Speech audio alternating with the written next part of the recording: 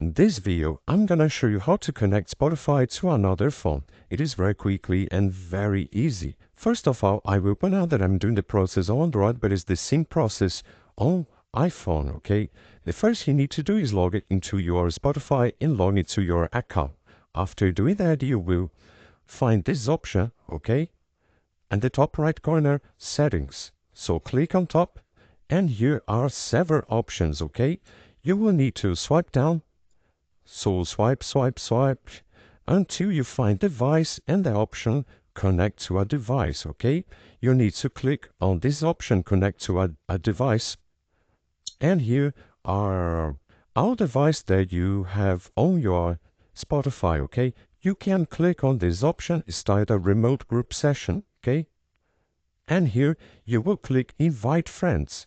After doing that, you will copy the link, okay, of the session that you created and send to the another phone, okay? Send to the phone that you want to connect Spotify, open the link, and that's it, you already connected Spotify to another phone. I hope I help you out to connect Spotify to another phone. So if this video helped you in any way, hit the like button and subscribe to our channel to receive useful tips.